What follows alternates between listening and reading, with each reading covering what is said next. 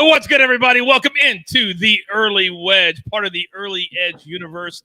I am the coach, and I am pumped up this week for a lot of different reasons. It's my second favorite week of the entire golfing year.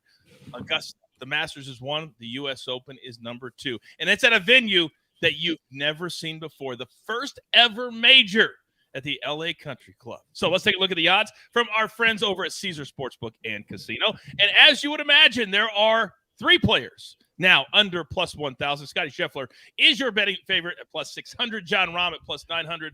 And then your PGA champion, Brooks Koepka, coming in at plus 900. So when you have the U.S. Open, you got to bring in the absolute best that you can. And that's what we have here at the Early Wedge. And, you know, for major weeks, we had one of the best teachers and minds in the business today. Ladies and gentlemen, here are the stars of the show. And just wait a second. Steve, I was going to give you a big intro, Steve, but now I see that you're coming in very counselor-like. Explain your attire today. Yeah, well, you know, it's a nod to the great picks that the counselor does. Obviously, all you guys have some amazing picks, but, you know, for me, this is all about LACC. It is a buttoned-up place. Oh, we'll get back to that in a second. Speaking of the counselor, you got to be jacked up this week. I'm jacked up, and it's not just because Steve Scott is wearing that top button. Ode to me and the top button crew. Yeah, listen, this is going to be really exciting. I mean, obviously, anytime you got the LIV players coming back, and obviously there's the LIV news that we heard about a week ago, but I just think it's going to be really competitive. We'll get into it when we get into storylines, but it's just really going to be interesting at the top, I think. You can already feel there's been no media reports about LIV guys. It's all gone already in just 1 week. Nobody's talking about it, just like I said. Patrick McDonald, one of the great minds at CBS Sports. You can read his stuff all the time at cbssports.com, but he's on our team. Patrick McDonald, good afternoon, sir. Good afternoon, gang. Yeah, really pumped about LACC. Unlike the 2 gentlemen below me, I like to show a little bit of skin. You know, I'm not allowed inside the ropes there. That's why I'm not there this week. CBS, PR, they're like, no, we can't send that guy out there. He's got to stay put in South Carolina. But we got a bone to pick. Tommy Fleetwood almost came through for us last week. Probably should have. So we got money to make, and I'm excited to get into it. All right, let's get into it right now. You know, storylines that could affect the betting lines. And before we get into those, whenever we have Steve on, nobody knows more about these courses and what it's going to take to be victorious than our man Steve. So we've got to lean into that. Enlighten us, Steve, on a course that people never talk about. It's never had a major. We don't even know what it's like. What is LACC like? Yeah, I know you live pretty close to it, Coach, and you probably haven't seen it much either. The world has not seen this. And George Thomas, the designer, he only built really 10 to 12 golf courses anywhere. He grew up in the Philadelphia area. White Marsh Valley was the very first venue that he ever created. And then he moved west out to the LA area because you know why? He could grow roses better. Go figure, right? He was a horticulturist and moved out there and built 3 of the greatest golf courses in a very small perimeter with LACC, Bel Air, and Riviera Country Clubs.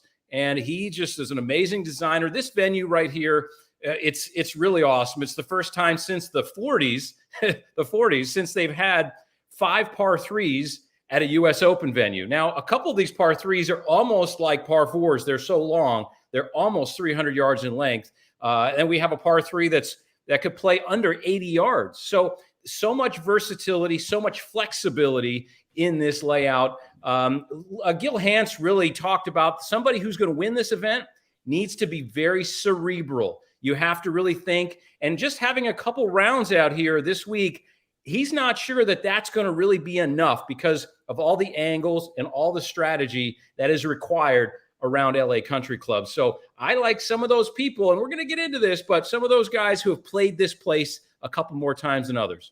Hashtag educate and entertain. Knowledge is power. Do you want to do that work? I didn't think so. All right. Now, you mentioned that nobody's ever seen it. By the way, Riviera, for those of you who are new to the show or golf betting, is where they play the Genesis, which is Tiger Woods' event, right down the road. So, Patrick, I'm coming to you after that great analysis by Steve.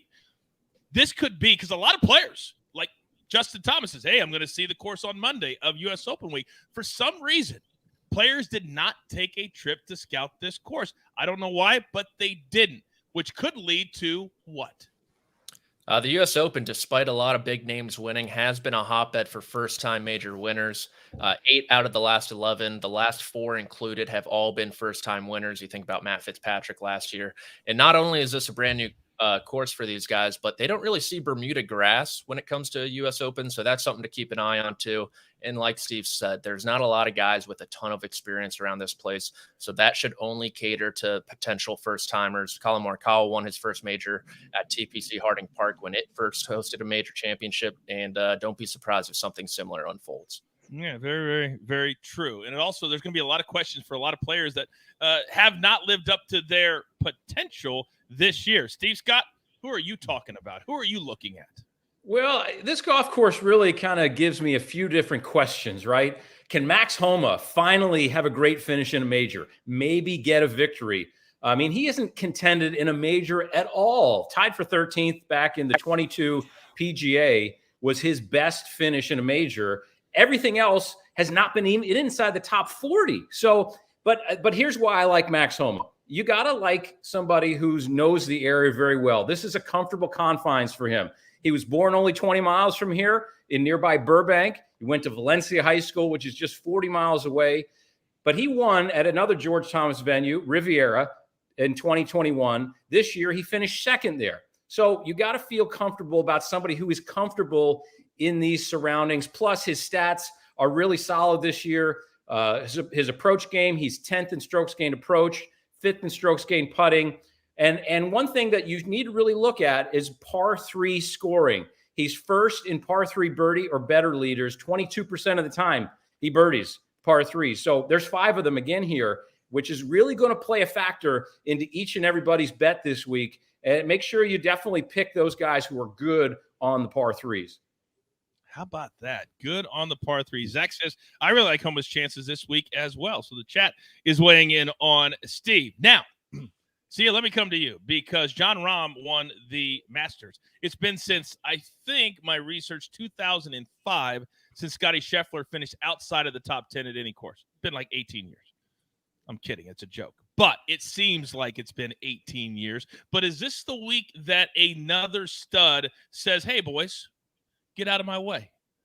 Well, that's what I'm waiting to see, because I think this whole year it's really been the top 2. I think a lot of people have referred to like a big 3 with Rory McIlroy, but he's never really been in the conversation relative to what Jon Rahm and Scotty Scheffler are doing. So I'm curious, obviously Brooks is here, so he's in that conversation. I'm curious though, if it's the Max Homas, if it's the Cameron Smiths, if it's the Patrick Cantlays or the Xander Schauffele's that can maybe sort of breach that ceiling and potentially for the rest of the year, for the rest of this season, maybe be one of those guys that's going to be consistently up there with Jon Rahm and Scotty Scheffler. I mean, there are things with Scotty and John that we can criticize if we really needed to. They are the 2 best players in the world for sure, but I think the time is ripe for 1 or 2 players to start making a name for themselves in that upper crust.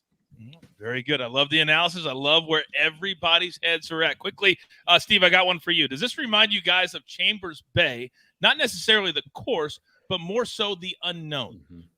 Yeah, I think in a lot of ways, right? It's a big golf course, but huge slopey fairways where you have to hit in parts of them to get the ball and keep it in the fairway. You're right. I think it's kind of, anybody's ball game, but I think overall it's that U.S. Open, it's the U.S. Open pressure that those people are going to have to rise above over any of it. But courses, yes, very similar. All right, very good. Dustin says, kind of new to betting golf. You've come to that place. Love learning with you guys. #educate, #entertain. Love that, Dustin. Absolutely love it. All right, let's get into our first picks of the day. Now, here at the Early Wedge, we've got everything covered. And one of the most popular things for people to do is play fantasy. We call it DFS. Patrick McDonald, I'm coming to you first. I need 3 that we can play, that you like the price, and I need 1 fade. The floor is yours. We're gonna kick it off with Ricky Fowler. I mean, if you've watched this show, I've been beating the Ricky Fowler drum. Granted, since like 2010, but this season as well, and it's with good reason. 12 top 20 finishes and 17 starts. It's his best approach season of his whole career, and he's coming off back-to-back top 10 finishes. I really like that he got in contention at Jack's Place. He had a putt there on the 11th hole to get into a share of the lead. Yes, he had some late bogeys, but I like that he got the blood pumping a little bit. He got himself in the mix. He got that feel back. So Fowler at 7,500, and another guy who was also in the mix there at Muirfield Village, Siwoo Kim, 7,300. Like Fowler, this is Siwoo Kim's best statistical season in strokes gained total, off the tee, approach, and putting. He has 2 top 5 finishes in his last 4 starts, one at Memorial, another at the Byron Nelson when he finished runner-up to Jason Day. So him at 7,300, and then probably my favorite player of the week, and I'll get into him even more down the road, and it's Russell Henley at 7,100. The last time the U.S. Open was held in the state of California, you know who the 18-hole, 36-hole, and 54-hole leader was? It was Russell Henley. And he comes in playing some of the best golf of his career. He is 7th in total strokes gained the last 3 months, 5th in driving accuracy. Give me Henley at 7,100 all day. And then I like that I'm with the counselor here. I'm going to fade the good story. I'm going to fade Max Homa. The major championship resume is poor. I don't believe it gets better this week. He's had an up and down spring. And I think it's just going to be too much in his backyard with all the fans, everything going around him. It's going to be tough to handle for him. Hef says double fade on Homa. Damn! At least that's how I think he wrote it. All right, Sia, let me come to you. And while you're giving us your picks, Chris also wants to know, Sia, how many players do you have in your DFS player pool each week? If you can answer that as well. Go. All right, well, I'll start with Chris's question. I mean, it obviously depends on how many contests you're playing and what type of contest you're playing. If I recall, and Chris, I know you messaged, you tweeted at me on Twitter, and I haven't gotten back to that yet, but I think we play similar styles. We're usually entering single entries and things of that nature. Maybe 6 to 10 lineups is what you said. I would probably narrow the playing pool a little bit, player pool. I'd probably go maybe 13 to 16 players if you're only doing 6 or 7 or 8 or 9, 10-ish. Lineup. So that's probably what I would go with there, Chris, but it's going to vary depending on what you're playing. I'll start with the fade just because this is interesting. Obviously, Patrick and I didn't plan this, and I didn't plan to hear what I heard from Steve. And I got to say, Steve was on for the PGA Championship. What was his long shot? It was Corey Connors. If he didn't get stuck in a bunker, he might have won that thing at 100-1. So I want to be really careful with this fade. The reality is when it comes to Max Homa is the ball striking metrics, they're just not looking good to me. Even the short game, the finishing positions, it just doesn't look good to me. And for me, I'm a narrative guy, but I like kind of fading sort of the California narrative here because I think, at least from a betting standpoint, maybe not in DFS, his odds are a little shorter than they probably should be, in my opinion. The 3 guys I like, though. So, Coach, you opened this by saying we do DFS. I do Bryson DeChambeau at 7,600 because, listen, this guy has tremendous upside. He's going to be popular, and it's for good reason. The ball striking is back. We see on Live he's been very good as well, at least for the last month or so. And for the record, at the PGA Championship, he was very, very good. 2nd in the field ball striking. Mito Pereira, another guy that was good at the PGA Championship. He finished 18th, 7,200. Another guy that's probably going to be a little popular. So in your bigger tournaments, maybe you want to pivot off of him. But at 7,200, you're getting tremendous value there. And then a sneaky guy at 6,900. This is a very risky play. This entire 6K range is. But there's a few guys at that 6,900 price that I kind of like. Patrick Rogers is one of them. He can be a little kind of, crash and burn, or he can sort of ignite your lineup. The problem is he's having a problem marrying the ball striking off the tee and the approach game. It's just been kind of hit or miss. He's good in one, he's bad in the other, but he has the short game. And if he can marry the off the tee and the approach, you've got somebody that's going to maybe top 25 this thing and get you a lot of points along the way. Let me emphasize, these boys live this stuff week after week after week. They know what they are talking about. Quickly, Patrick, I come back to you. Do you also like Denny McCarthy in that low 7K range this week? I actually like Denny a lot this week. 2-7 at the U.S. Open last year, back-to-back 68s over the weekend. It's going to be firm and fast out there. He's a great driver of the golf ball, keeps it in the fairway. Even though there are some really long holes, there are also going to be some wedge opportunities for some of these guys. And Denny's a great wedge player coming off that playoff loss at Muirfield Village. So I like them both down there. Yeah, he was devastated. But he said, I will learn from this loss. And I love to play really hard, difficult golf courses. Last time I checked, that's what we have this week. All right, now time to get into our first round leaders. But before we do that, you guys know these guys are very, very expensive. I got to pay them. Well, everybody except Steve. Here's a word from one of our incredible partners. Get breaking news, Big news coming out of the NFL today. highlights, and instant reaction. The largest final round comeback in tour championship history. We're down to the final four. I just want to take time to analyze greatness. Talk winners and losers with a guy who's already a big winner. CBS Sports HQ. It's all sports all day long. Every time I hear that voice go, I got to analyze greatness, I go, he's talking about the early wedge. Hey, we got to get you on HQ. What do we have to do to get you on CBS Sports HQ? What do we have to do? I don't know. I might know a guy. All right. Now, you mentioned what Steve had the last time he was on. We almost cashed a first-round leader, did we not, Steve, at the Masters, yes? Yeah. That John Rahm there shot a little 65 in that first round. So yeah, that was a good one. So my man seems to be catching on to this little golf betting thing pretty good. So first-round leaders, it's a bet for those of you who don't want to wait 4 days to cash a ticket. So Steve Scott, you're so adept at this particular thing. I'll let you go first. Who do you like this week? Yeah, we talked about DeChambeau. I think that you think about this venue, and it's all about being in the spotlight. This is prime time television. And who likes the prime time? Bryson DeChambeau.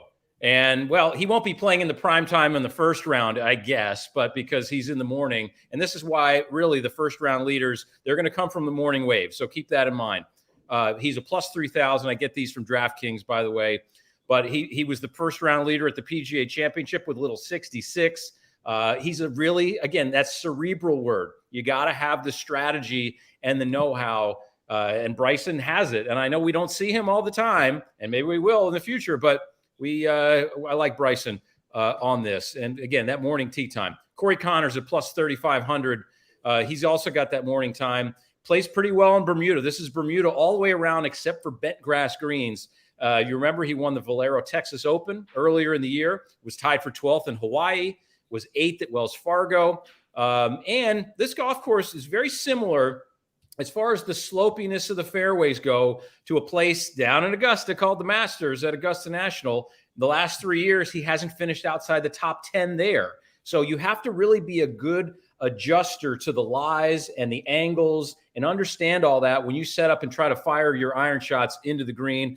He's missed 4 cuts in the U.S. Open, but this is just not a typical U.S. Open course. Again, more like Augusta National than Oak Hill, like we saw for the PGA. That was more like a U.S. Open course traditionally.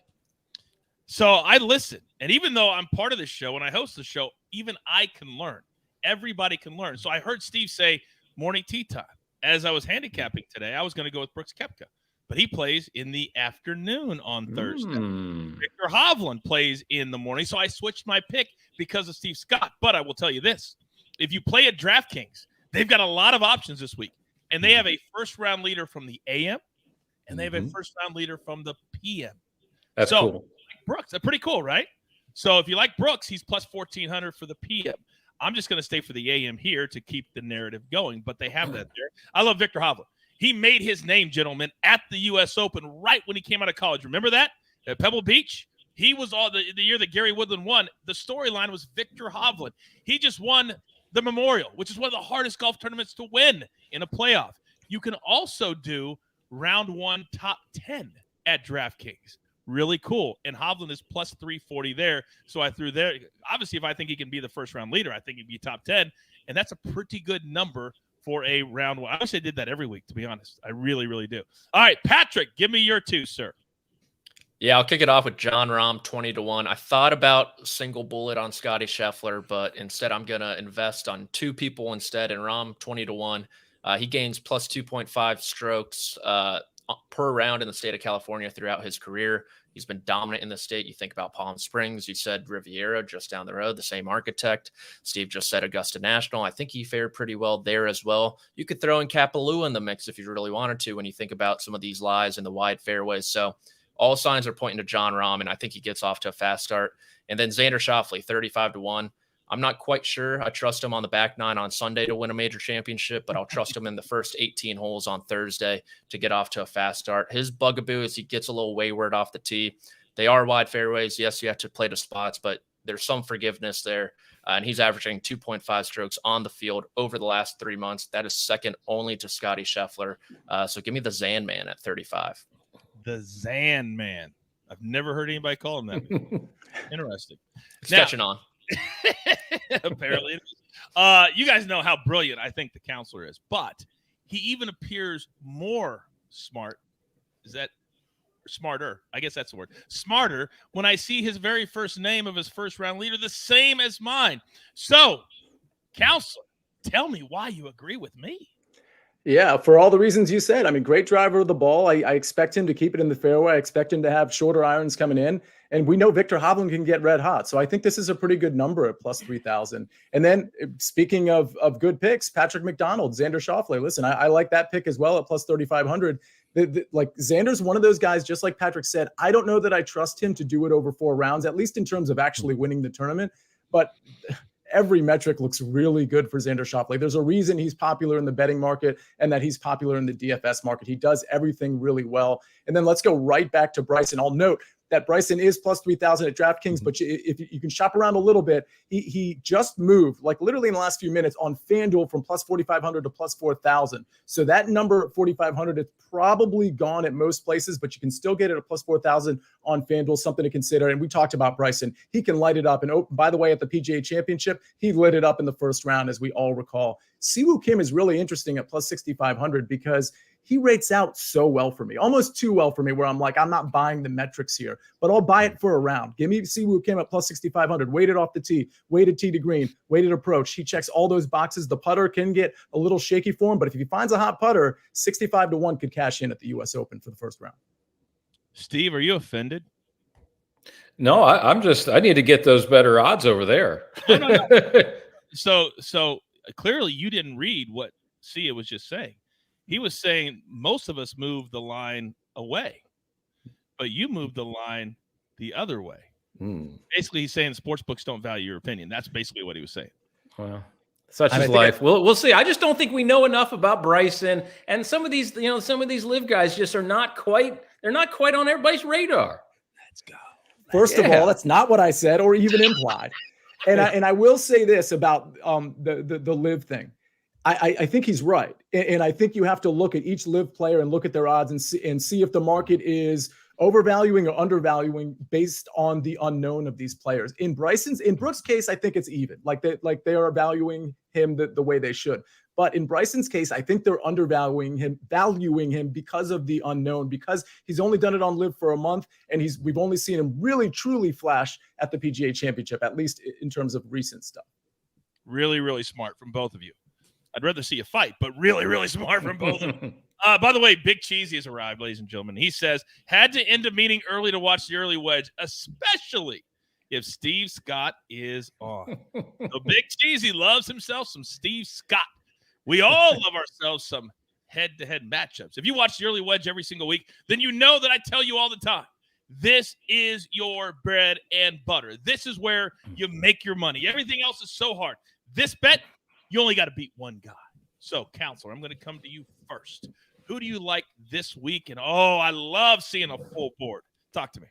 Yeah, we went through. Well, I went 3 for 3 here last week. 3 weeks ago, I went 3 for 3, and the weekend between that was 2 for 4. So you're right. This is the bread and butter. This is where you should be focusing sort of more of your units. I'm going to be focused on Ricky Fowler minus 120 over Jason Day. We've talked about Ricky Fowler. He has been excellent across the board, particularly on approach, particularly with the ball striking. Jason Day has been good, but he's also been bad, and he's been a little shaky as of recently. He also has a bone bruise with his wrist, which might have healed at this point, but I'm really not sure, and I'll take the unknown when it comes to a potential Jason Day injury all day. I just love how Ricky Fowler is playing regardless. So give me Fowler minus 120 over Day.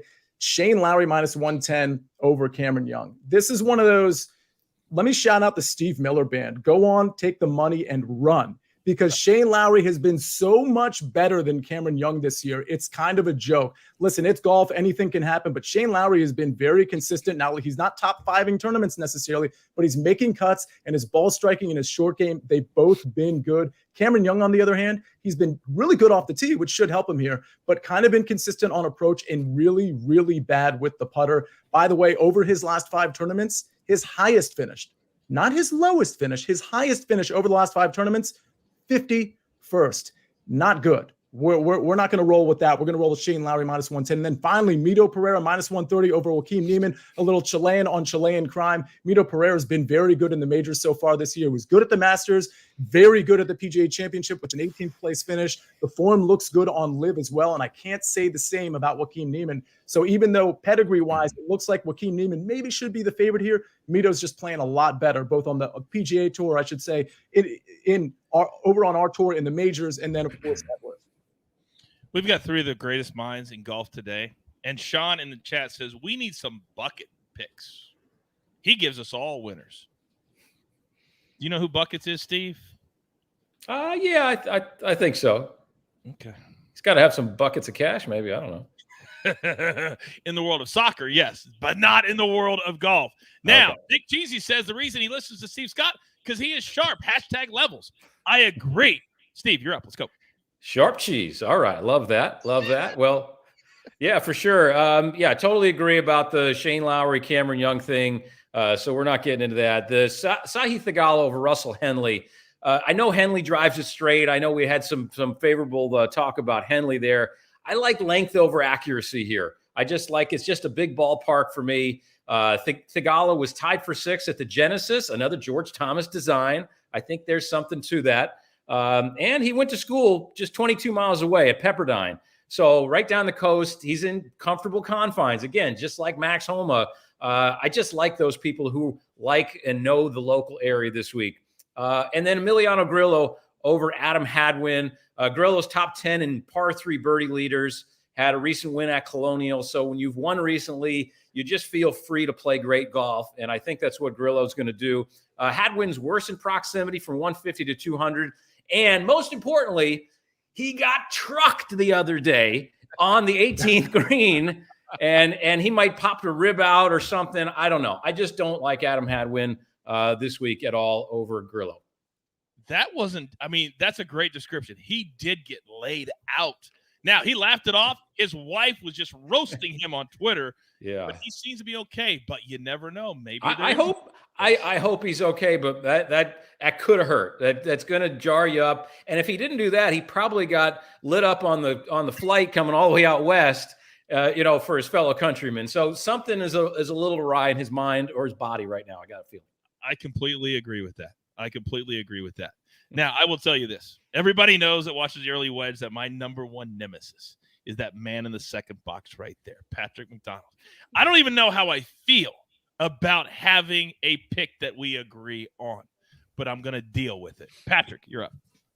I know Steve's going down narrative street, but I am not this week. So I like Cameron Smith, even money over the local boy, Los Angeles' finest, Max Homa. Homa's major championship record's just abysmal. It's not much better in the U.S. Open alone. The ball striking metrics this spring have been up and down.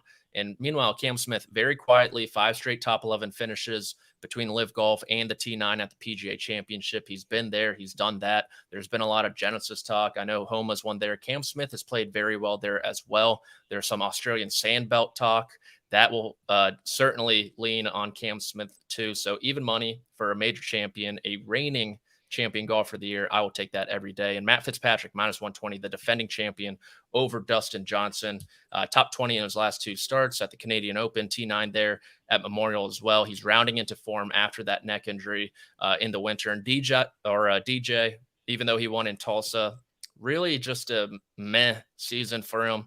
Not a lot of statistics to go on. Both major championships were pretty pedestrian for him. So I'll take the defending champ at minus 120. And then Justin Rose, I picked against him. I went with Cam Young over him last week. That bit me in the butt, but I'm not making the same mistake twice. He is 9th in total strokes gained over the last 3 months, top 25 in everything except off the tee, but he's top 30 in accuracy. I think accuracy is going to matter a lot. It's firm and fast out there. The guys are going to be able to get it out there, in my opinion. And meanwhile, Bryson DeChambeau, outside that PGA Championship, that it was a more traditional U.S. Open setup, not like this week. Yes, he played well, but I don't like the fit for him and the volatility. So give me Rosie. When I was doing my handicapping for the U.S. Open, I had 10 at DraftKings that I loved, head-to-head matchups. Your last 2? Also 2 that I loved. I just didn't send them in. I love those 2. They're right here on my sheet. So I love all three of yours. I'll quickly go through mine. Cam Smith over Max Homa the same. Koepka over Patrick Cantlay. Koepka just plays these U.S. Opens. He's got 2 of them already. He's got 3 PGA championships. That's a total of 5. The man is healthy, and he is playing great golf. Oh, by the way, he finished second at the Masters as well. So I'll take him over Patrick Cantlay, who just hasn't performed like Patrick Cantlay this year. Denny McCarthy, I just said it, loves hard golf courses. Tom Kim is starting to realize what being a rookie on the PGA Tour is all about. It's hard, and you're seeing these courses for the very first time. I love Denny to beat Tom Kim. And then Rory McIlroy, when the lights are the brightest. We saw what happened on Sunday. That was a U.S. Open setup as far as the rough is concerned. He didn't hit it well. His wedges were 35 feet. You can't do that this week. Give me Hatton plus money over Rory McIlroy. Now, sometimes you can get really good odds, really good numbers on finishing positions. And if you don't want to put somebody in for the win, this is a great way to back that up, get a little bit lesser of a number, but you have a little more, a few more positions to play with. So Patrick likes to have a break. He likes to sit out this particular segment. That's fine. You can go get yourself a drink or a snack or something. But see, I'm going to come to you first because you have a top 20 market and a top 40 market, which people need to start looking into. You're up. Yeah, I wanted to get a piece of Xander Schauffele. So I went against one of my rules. And of course, I have him as a first-round leader, but I don't have him as an outright. Minus 120, top 20. I usually look for plus money in all these finishing positions, but I'll make the exception here because I think Xander Schauffele, again, he's very good. He should be very comfortable out here at LACC. And I think he's just the type of guy that even if he's like 25th or 30th coming into Sunday, he'll make a charge and he'll finish like T16. But I honestly expect him to be really, really good this tournament. I just don't think he's going to win. Top 40s, I got plus numbers for 3 guys. A couple of these guys I think were mentioned by Patrick in his DFS analysis. Russell Henley at plus 105, Siwoo Kim at plus 110, Mito Pereira at plus 115. Absolutely love it. Sean's asking in the chat, hey, Coach, is those matchups for the first round or the entire tournament? Sean, understand this. We do this show live on Tuesdays. You'll never see round ones on this show. You'll see them on the Early Edge on Thursday morning, or maybe we'll give them out Wednesday night, but never on in this show, ever, ever, ever, ever, unless it's a Wednesday start at the match play, which is going away. So ever, ever, ever, ever, ever, you'll see that on this show. All right, Steve Scott, talk to me. All right, well, let's go the top 40. Michael Kim. Here's a guy who dug himself out of Nowheresville for his golf game. Been doing a lot of work with Sean Foley. And, you know, he's played really solidly. He's made 9 of the last 10 cuts, including a 7th at the Wells Fargo. He's positive in all the major strokes gained categories. Putting around the green, he's basically zero, basically neutral. So everything really points to him making the cut, another solid finish. Plenty of room off the tee as well. I think that provides a lot of freedom for anybody who's feeling maybe a little anxious off the tee. But Michael Kim's real solid, top 40 for him. Wyndham Clark, plus 230.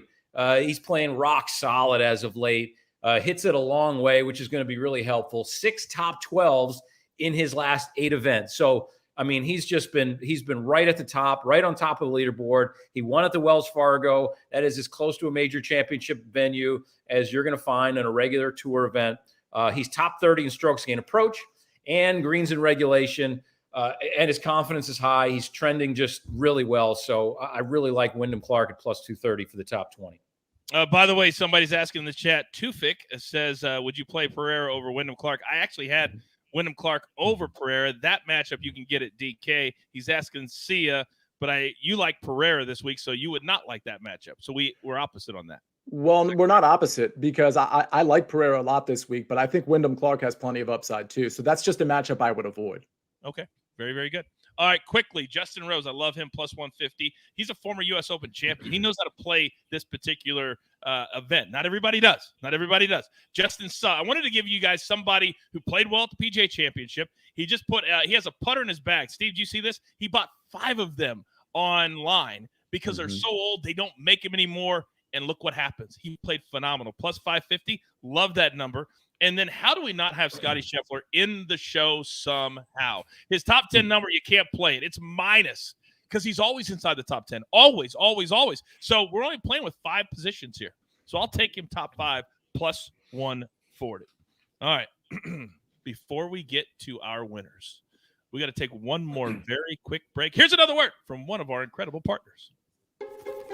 They say patience is a virtue. But for some things, we can't wait.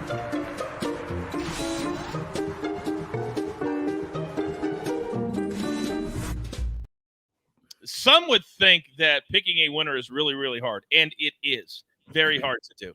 I think it's easier the week of the U.S. Open because there's just a lot of players that are not good enough, are not patient enough to win this event. Steve, you've been doing this a long time. You've been around some of the best players in the world. You're one of the best teachers in the world. I'm going to let you start. Who do you like to win on this course this week and why? Well, these are a couple guys. So I was lucky enough during that PGA Championship to walk around the golf course and cover some of the best players up at Oak Hill. And I really like – I'm going to start with Tommy Fleetwood. They call him Fairway Jesus. I know that he was right there last week. He's smelling victory. And you know what I like? And a lot of people would say, hey, maybe, he's going to be tired flying from Toronto all the way out west. Tommy Fleetwood plays a lot of golf. He plays on his weeks off. He plays everywhere. So I just don't think he expends that much energy when he plays. A little more width out here, which is going to help him off the tee. Off the tee is not super strong suit for Tommy Fleetwood. He's 6th in strokes gained total, 10th in strokes gained tee to green, 16th in putting. I mean, he made that huge putt on that the second to last playoff hole. And, he just got beat by a 72-foot bomb. And so go figure. But Tommy Fleetwood, he's great in scrambling, great in sand saves. You're going to need that around here. That's really good. Brooks Koepka. What can we say that hasn't been said about Brooks Koepka? I look back to a quote that the great Sandy Tatum from the USGA, the late great Sandy Tatum, who was an executive director at the USGA, his quote was, "We're not trying to humiliate the best players in the world. We're just trying to identify who they are."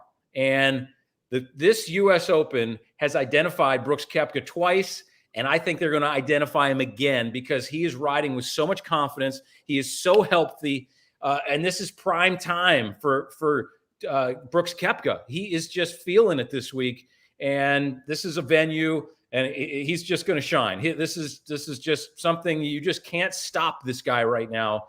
He is just that bull in a china shop. He is going to run you over. He's going to rip your heart out and show it to you while it's beaten.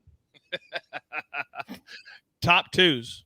He hasn't finished outside the top two in the first two majors of the year. Maybe backing up with the top five for Brooks Koepka.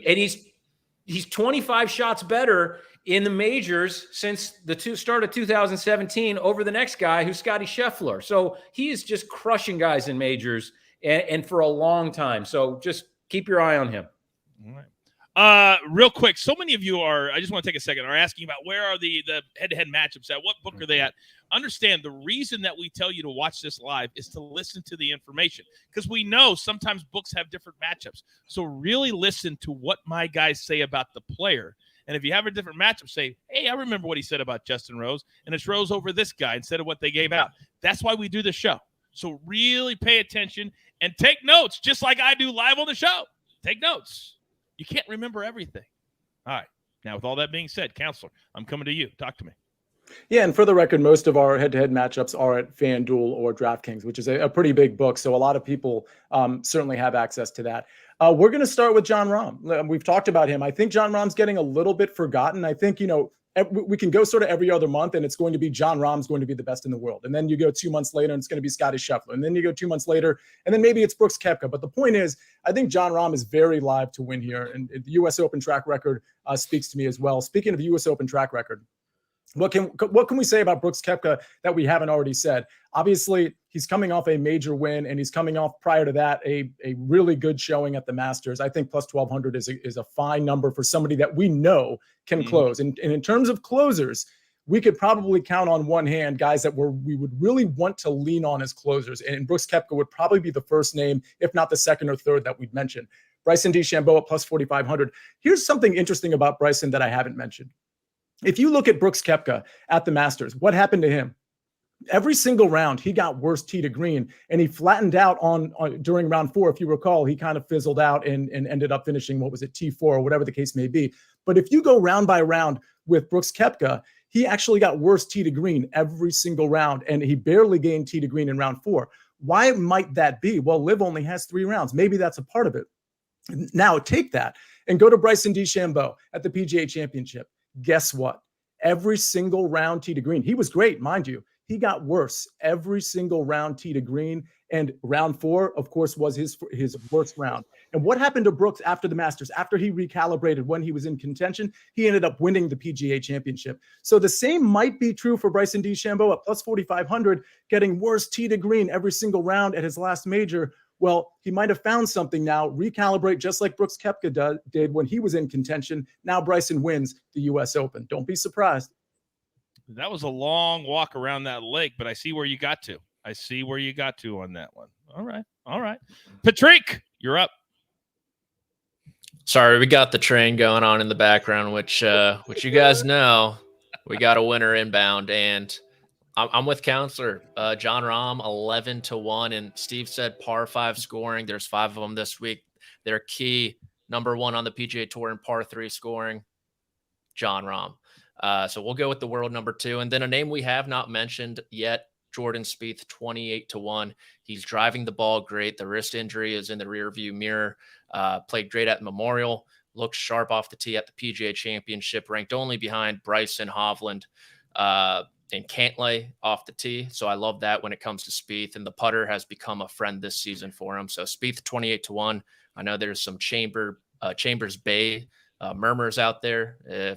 The more the merrier, because that's where he captured it in 2015. Wow, that was such a special week. I loved that week, even though the course was in terrible condition, or it looked like it anyway. Very quickly, love Brooks, love Victor Hovland, Matthew Fitzpatrick. Oh, let's not forget, he's the defending champion. He won last year, beat out Bryson and everybody else. So at plus 3,500, this is about a value pick. I wanted to give you somebody in that 3,000 to 5,000 range that can really do some damage. He likes when it's -6, -7. He doesn't like -25. He just told us that a couple weeks ago. So I like him at plus 3,500. All right, before we get to our final segment of the show, gentlemen, I got good news and I got bad news. So the good news is that our 5-tool player, AB, in the chat right now. The bad news is a man just typed this. I've been lurking, and now I'm going to type something because he can't help himself. Who do you think has a little FOMO right now that they're not a part of the U.S. Open Early Wedge show? Who do you think that would be? Yeah, Counselor, what would be your guess? Is it EC's burner account? Unfortunately, no. It's the actual EC account. He's not even using his burner account. He's using his real one. By the way, he texted me last night. You know what he asked me? Hey, Coach, I've got a little U.S. Open pool. Will you play in it for me?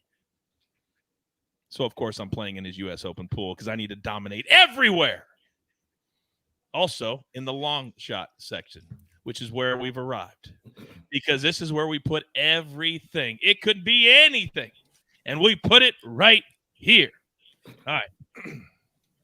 So as I look at my notes, I think I'm going to start with the Counselor, with the flow going. Because this is where you put Patrick's favorite player. Not anywhere else. But right here, you're up, big boy. Yeah, you noticed my betting card for the outrights. I had 2 really short shots. So, I mean, it's going to be a limited card. And that's sort of why I put Ricky Fowler in the long shot section, because I think it's really just a sprinkle here. But again, for all the reasons we've already stated, I think Ricky Fowler is live to win this year. I don't know if it's going to be this tournament, the U.S. Open, but I think Ricky Fowler's live. So I'll take the plus 5,500 as an outright long shot. Mito Pereira at plus 8,000, 80-1. I like him too. Listen, we're not that far removed from him almost winning a major. Don't forget that. So 80-1's a nice price on a relative unknown right now in Mito Pereira. And then finally, a first-round leader long shot, 110-1. Again, Patrick Rodgers is one of those guys that can be a big miss or a big hit. He's flashed in first rounds before. And if the ball striking gets itself together in terms of the off the tee and the approach game being both good at the same time, well, the short game is going to get him there, including the putter. So I like him at 110-1 to be your first-round leader long shot. If you are new in the chat or watching at home, and you're like, hey, how come the numbers are so different in a major or they're so much higher? Because the sports books assume a star will win. So they want to get you to bet on other players, and sometimes you can find a player like Patrick Rodgers at plus 11,000. Yes, Sia, go. Coach, really quick, because I forgot to mention this when we did the T20s and the T40s. Make sure you shop that if you are able to, because DraftKings, the T40 market, those numbers are not good, especially with the guys that I put out there. Whereas FanDuel, almost across the board, their T40 market, T20 market, it's way, way better. So if you can, please shop, especially those finishing position lines. Boom. Steve Scott, you're up. Talk to me. Yeah, I just got two guys, and for some reason, they just kind of spoke to me this week for an outright winner potentially. Emiliano Grillo. I go to people who are hot, who are playing well, who've got recent victories in their brain. And Emiliano Grillo is that guy. He's really pretty solid in top of the strokes gained approach. And I just feel like he's got something to carry with him from that victory at Colonial just a few weeks ago. He took last week off. He's going to be mentally fresh. I like that a little bit more than some of the other guys. And then Tom Hoge, I don't know. I keep going back to him. The guy strikes his irons so well, so efficiently. And he's fourth in strokes gained approach, second in proximity. Again, this par 3 thing that we're talking about on this golf course, you're going to have a lot of irons. You're going to have a lot of those irons that you need that. It's the first time since, the 1947 back at St. Louis Country Club where they've had this amount of par 3s. So it's such an important thing. Tom Hoge, he hits his irons great. He's going to be right in there. So give those guys, very, very little sprinkle of your love. Yeah, think about this. A $10 bet on Hoge to win would cash you $3,000. A $100 bet on Brooks Koepka to win, only $1,200. So you only got to do a little sprinkle, like Steve said, and you can cash it really nicely if they come in, obviously. All right, but maybe you sprinkle on like 10 different guys. This is a major. Let's go. Now, Counselor's talked. Steve Scott has talked. Patrick, talk to me. Let's go. Ricky Fowler, 55-1. I'm going down with the ship. We're just going to keep on going. I don't care if the orchestra is playing the tiny violins. We're still going 55-1. Californian. I love his form. He's been great in major championships throughout his career. And blind resume. Top 5 at the Masters, 54-hole leader at the 2021 U.S. Open, a winner already this season, top 20s in 5 out of his last 6 events. Top 10 in total strokes gained the last 3 months. Who is that? Scotty Scheffler, John Rahm? No, it's Russell Henley, 150-1. Next question. Get on the Russ bus. I'm in. Get on the Russ bus. You've been on it for a minute. You always ask. You don't give us time to answer. I knew that one. I knew it. Absolutely. I'd hope it's on the board. All right, very quickly. I'm just giving these numbers out because I think there's some real value here. Denny McCarthy, he's in form. Some would say, should have won. Victor Hovland finished strong. Denny McCarthy had it all day till the end. He's plus 10,000, meaning a $100 bet would win you $10,000. Top 500 would win you 1,600, et cetera, et cetera. Then Eric Cole. You're like, Eric who? Well, this is a guy that last week had a backdoor top 5. He set the number in the clubhouse at 14 under par at the Canadian Open. He's played, 11, 12 weeks? And this will be, I think, week 11 in a row for Eric Cole. He said, hey, this is what I do. I had so many years where I didn't play on the PGA Tour, couldn't play on the PGA Tour, that I'm going to play until the wheels fall off. Maybe the wheels fall off with the top 10 this week. Who knows? All right. That is 48 minutes of next level golf analysis. I encourage you to follow all 3 of my guys because they're going to be busy on social media all week long. I promise you that. I promise you we'll have picks on the Early Edge every day at 10 a.m. Eastern time. But we like to end every one of these specialty shows asking my guys, what's the number one most important thing you're looking for this week? Steve Scott, I'll start with you. What is it? Number one most important thing, somebody who just loves the limelight, loves the spotlight. And I just go back to that Brooks Koepka type who is just really tough and really wants to shine in a moment like this on primetime national television. And that's who I'm going with. All right. Patrick, what say you? Outside Russell Henley winning the U.S. Open, I am looking towards LACC itself. There's a wide array of winning score possibilities. It could be 10 under, some are predicting. Others are predicting an over par score. So just getting familiar with this golf course, and it might be the start of the show at the end of the day. Counselor. Yeah, I'm looking forward to the U.S. Open, but just taking a sort of a broader view here, we get all these guys back, but they're going to be back sort of the rest of the way on the PGA Tour, thanks to the news that broke last week. I think we are in a place to watch an amazing U.S. Open, a very picturesque LACC, but don't make any mistake about it. The PGA Tour is about to flourish in a big way, at least for the consumers like us who get to watch it on a weekly basis. I'm just very excited at the state of the PGA Tour, this merger, all of that stuff. It's just really good for us. It's really good for golf and the consumption of golf. So just be excited. Be excited this week. Be excited every week thereafter. The number one most important thing that I'm looking for this week is 3 words, gentlemen. 3 words that we haven't mentioned the entire hour. Prime time golf. We get it in the evenings. Well, at least you guys do. I live out here on the West Coast. I always get it early. But this is going to be settling in around 5 or 6 and saying, hey, let's get it going Eastern time. Let's see who's in it on Sunday afternoon. I feel like that's a very Buckets thing to do because, Counselor, is prime time one word? It is one word, actually. as opposed to South America, which is not one word, as it turns out. I couldn't believe he goes, I got 2 words for you. South America. That was so great. That was so great. On your way out, if you don't mind hitting that like button for me, it really helps the show grow, helps the algorithm as well. And we have one more major. That means we will have Steve Scott back for the majors. He's also agreed to do the FedEx Cup playoffs. So 4 more weeks of Steve Scott in 2023. Love having him on the show. With all that being said, there's only one thing left to do. And I believe you all know what that is.